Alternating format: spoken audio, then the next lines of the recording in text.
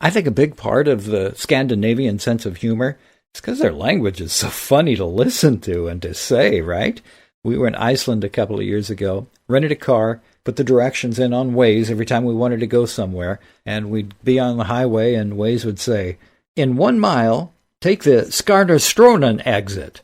Some of the names are so long they almost needed 2 street signs to fit the whole thing on there. Are you worried about getting older?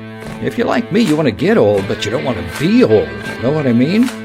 This is Mike Wright, and I'm on a mission to make the rest of my life the best of my life. You can too, as long as you've got a pulse.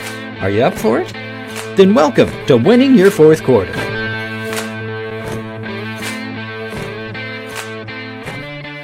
Look, I get it. I'd be cranky too if I were in your shoes. I mean, come on. How much crap does a guy have to take in one lifetime? Does any of this hit close to home? I should have gotten that promotion. I shouldn't have quit that job. I should have stayed in school. I shouldn't have bought that stock. The company screwed me. My partner screwed me. My ex-wife screwed everyone but me. The IRS is out to get me. I screwed up my 401k. I screwed up as a father. I screwed up as a husband. The dog crap's on the carpet. Our country's in the crapper. There's nothing but crap on TV. That guy in the BMW cut me off. That sales clerk blew me off. That young punk flipped me off. I could fill up this whole podcast with reasons to be grumpy, cranky, and pissed off. Valid justifications for getting mad and staying mad from now on. Yeah, people can be jerks. They can be rude, arrogant, thoughtless, and selfish. But if we're being honest, chances are you've doled out your share of rude, selfish crap to others along the way, right? We've all screwed up and been screwed along the way.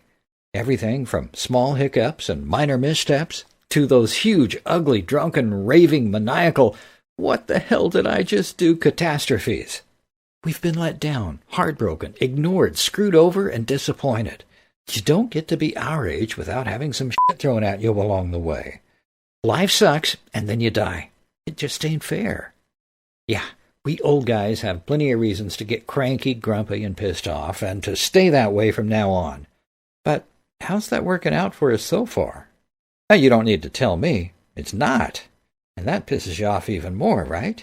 This is not how you thought your life would be at this stage.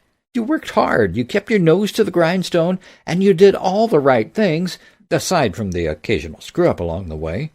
Once in a while, usually at the end of a disappointing day, when you're by yourself, when it's quiet, when there's no one around to be pissed at, and there's nothing between you and what's churning between your ears, you kind of let yourself go there for just a moment. What the hell? Is this my life until I die? No, it's not. At least it doesn't have to be. Listen, you're not too old, and it's not too late to fix this. If you've got a pulse, you can make a difference in your attitude, in your life, and in the lives of those around you. We've come a long way to get to where we are today. We've been put through the ringer, right?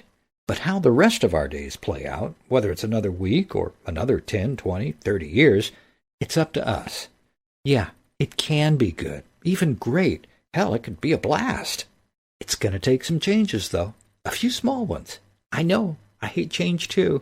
And at this point in our lives, maybe we deserve to be a little settled in our ways.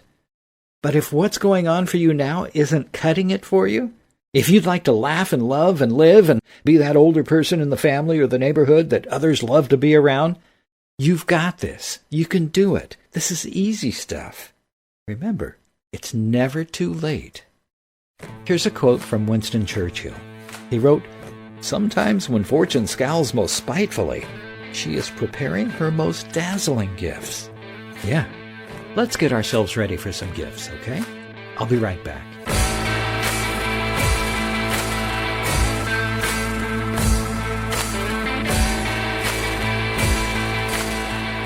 So at Winning Your Fourth Quarter, we're all about 4 basic areas. Your body, of course, is your physical health. Your brain is how you think, how you use your mind.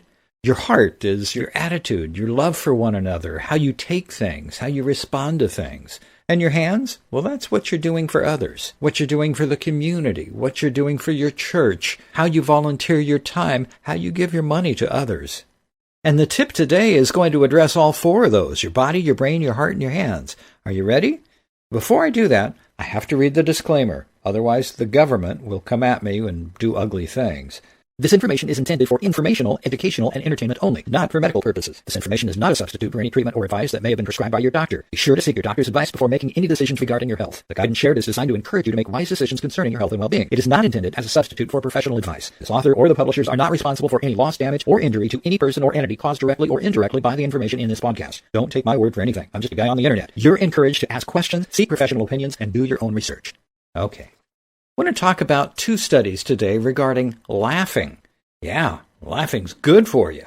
The first one is a 15-year-long study of 50,000 Norwegians that found women with a strong sense of humor had a 73% lower risk of dying from heart disease and an 83% lower risk of dying from infection. A strong sense of humor kept them alive.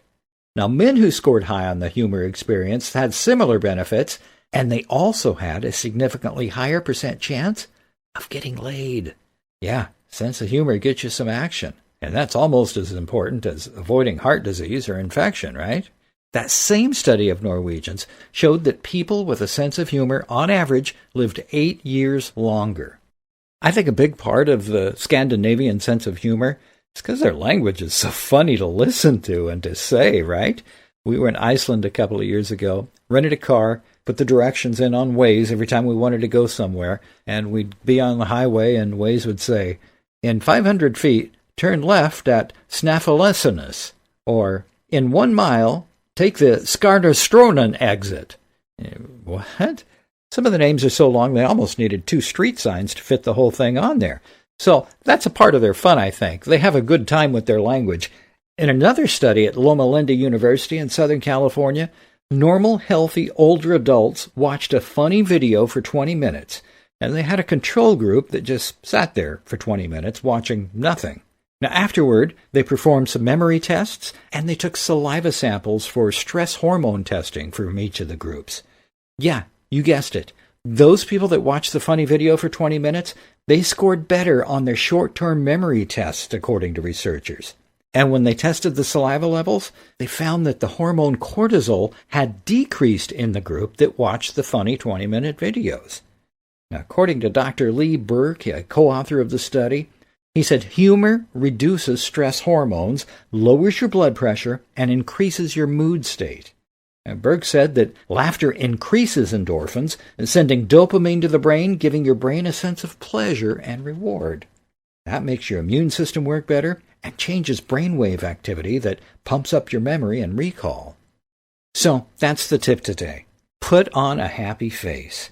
Happy people have lower heart rates, lower blood pressure, strengthened immune systems, fewer aches and pains, they live longer, and generally live less stressful lives. And listen, don't try to be happy, don't fake it. Just do things that get you there. You know what they are. Listen to music, cook, clean, dance, hike, bike, do something nice for others. You know what to do. Avoid complaining and avoid hanging out with complainers, downers. We don't need to be around them. Attitude is contagious. Listen, ask yourself, what would I do right now if I was in a good mood? Then go do it. Again, you already know what makes you happy. What's keeping you from doing it? It's good for you. We'll be right back.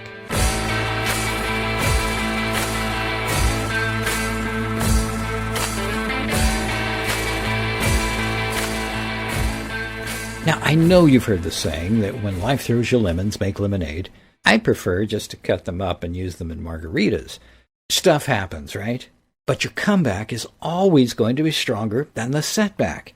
But you've got to do it. You've got to get after it. It doesn't just happen if you're sitting around whining, moping, bitching, and being miserable.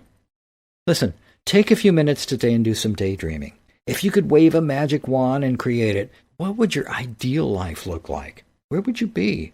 Who would you be with? What would you be doing? How would you be spending your time? What are you eating and drinking? Are you laughing with friends and family? A pastor in Texas, Chuck Swindoll, a wonderful church, he said, life is 10% what happens to you and 90% how you react to it. We need to start laughing at some of it, right? How about we start looking for stuff to laugh about instead of reasons to gripe and bitch and complain? Laughing. That's how we should be spending the better part of our fourth quarter, right? You've got this. Let's start laughing and then go out and win your fourth quarter. I'll talk to you next time. Thanks for listening to Your Fourth Quarter. Now let me know what you think about it. Your comments, the good and the bad, your suggestions for ideas for future episodes, whatever's on your mind, I want to hear it. And I do appreciate your comments, likes, and shares on all your favorite social media platforms.